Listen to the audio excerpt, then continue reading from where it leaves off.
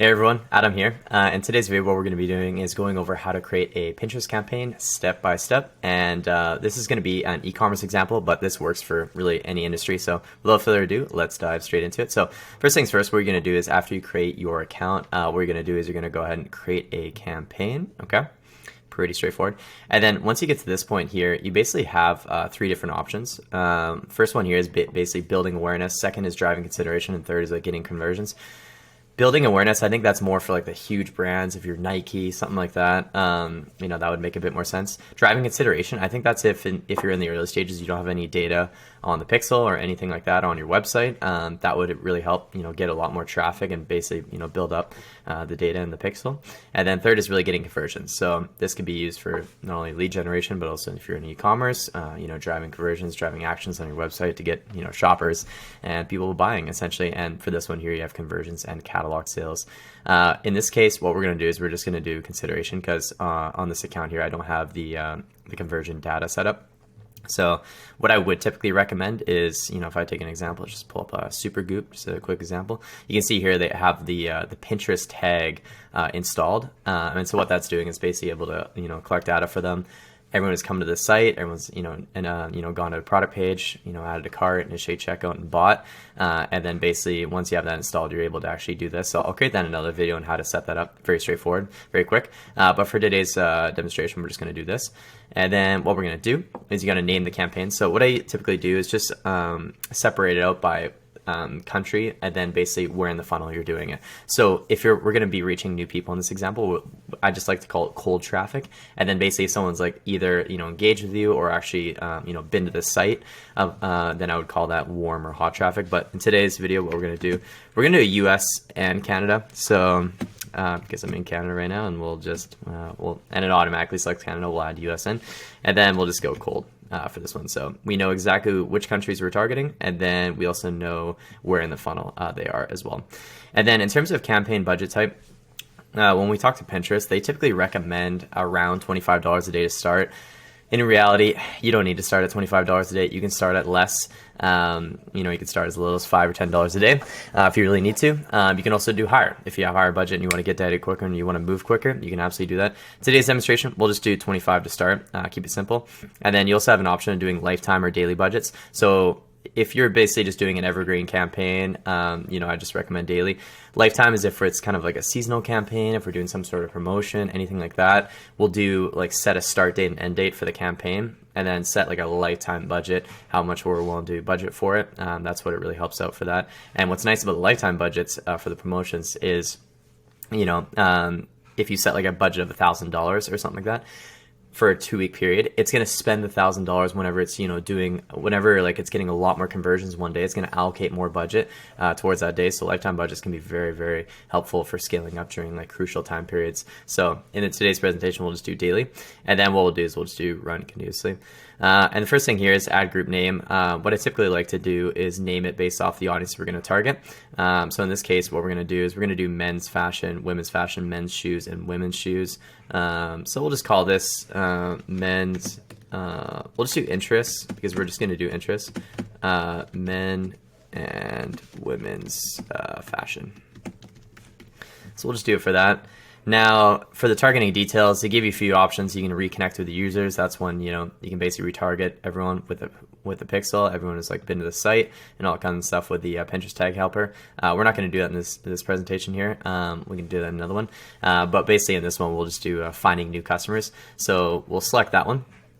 And then from here, you're going to have interests and keywords, demographics, and placement and tracking. And then what we're going to do here is we're going to start with demographics. We're going to keep it all genders. And in this example here, we're going to be doing Allbirds example. So we're just going to do male and female. We'll do US and Canada. So it automatically selects Canada because I'm in Canada here. And what we're going to do actually is we're going to add another one. And then we're just going to type in US as well. And then you can see here US pops up. And then automatically 80 million, 80 million basically pops up right away. So after that, what we need to do is we need to select our targeting. So for this here, what they give you is they give you an option for adding interests and adding keywords. So what I'd recommend is starting off with interests.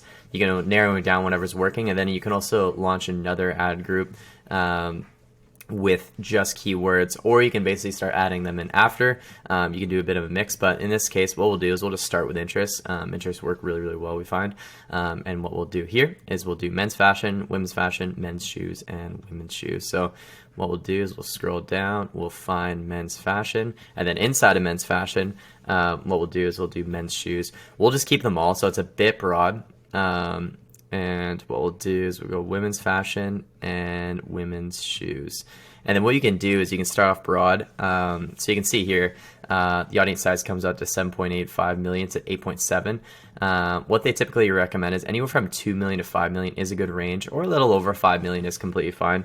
For one of our largest clients, one of the best ad sets is like 3.62 to 4 million, and another that's doing really, really well for another brand that we work with is like about 1.9 to 2 million. So that's usually a good range inside of here. In this example, we're starting a bit above that, but what we can always do is just narrow down whatever is performing best. I can show that how to optimize in another video. And then in terms of placement and tracking, what we'll do is we're just going to go, we're going to basically just start with all. You can narrow it down further based off browser, search, whatever is doing best. But typically we just recommend start with all, and then we can narrow down further. Campaign to budget. And then in terms of the bidding, honestly, you could start off with custom if you really want.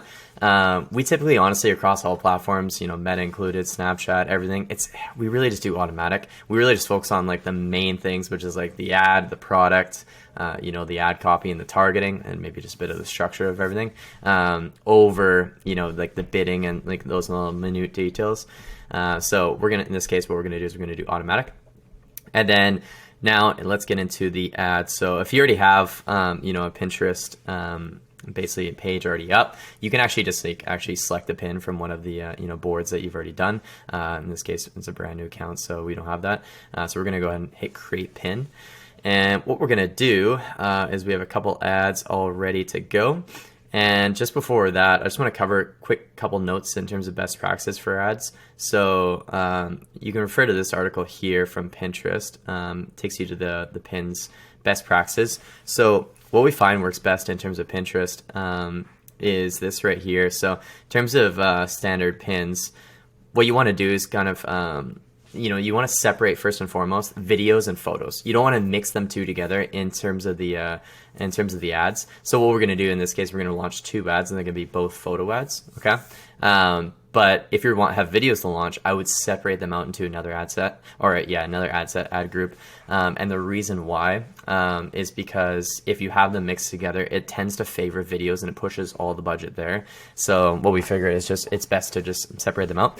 In terms of pins and best practices there, what you want to do is you want to pick a vertical image, and a good rule of thumb is to have it between 1,000 and 1,500 pixels. Make the brand your focal point, so very front and center. You want to include your logo pretty much for every single Pinterest photo you launch. You can add text overlay. You can basically split test this. Sometimes it works really well, sometimes not as well. But yeah, play around with that. Another thing we like to do as well is we like to add sometimes a little shop now button at the bottom of the photo as well. And then obviously you're gonna have your pin copy, and then also just check your links. And yeah, overall, it's just a nice clean Pinterest ad. So what we're gonna do, I already have a couple of photos selected for them. We have ad 1, and then we have ad 2. So what we can do is we're gonna click on this, and then what we can do is we can just launch multiple ads. We're just gonna click on this plus button right here. Just give me 1 second here. Click on the plus button, and then we can basically do the second ad as well. Okay, and then to swipe between them, you just have to go like that. And then what you have to do is you have to create a board. This doesn't really matter. It's honestly just like for the the back end part here. It doesn't really matter too much. We're just going to do example for both. And then in terms of pin title, what we recommend is like a nice little headline. It can be your product, it can be a nice benefit, and all that. What we're going to do for this is we're going to do super soft, fluffy, and cozy. Meet the new Wool Runner Up Fluff. We'll cover a copy in another video here. So we're going to go ahead and paste that in there. And then what we're going to do is we're going to do our description. And we'll paste that in there as well. and then we need a destination link. So in terms of link, what we recommend is either the product or the collection. In most cases, we actually do send to the collection, but what we're going to do in this case, we're going to send them straight to the product page in this case. But what we typically recommend is honestly sending the collection so they can browse other products. In this demonstration, we'll just do the product link. And that will be it for that. And you can also create a carousel if you click on that, and you can actually add multiple photos on there as well, and then just set all the different photos on there, the different titles and all of them for each one. And then on this one here, what we're going to do is we're going to go to add to, and then this one's going to be the Allbirds tree skipper, and we'll go like this right here. And then we're going to add a destination link. And we're going to grab this one right here and paste it. Okay. So after all this is done, now you have your title. You have a nice little clean photo. You can see how this one follows the basically the best practices for Pinterest. By the way, I can link this in the description of the videos. That way you can take a look at it. It also shows you video pins, idea pins, and then kind of just checking the specs, make sure it works perfectly, and then just kind of following this format. That way you have basically just following best practices of what works. And honestly, we've tested this for ourselves, and it works really well. It works significantly better if you actually follow this format that Pinterest lays out, and really just helps with brand recognition. So you can see here, both of them have the logo. This one has a nice little nice little like text in there as well too. And then everything else comes together really, really nicely. So what I'm gonna do, the thing is I don't have billing info so on here. So what you're gonna do is you're gonna publish all, and then you just have to name it after that, and then just hit publish in the bottom left hand corner, and then you're basically all set. It's not going to let me publish it because I don't have billing on here, but that basically concludes how to do the video. Very quick, very clean setup. And let me know if you have any other questions down below, and we'll see you in the next video. Thanks so much.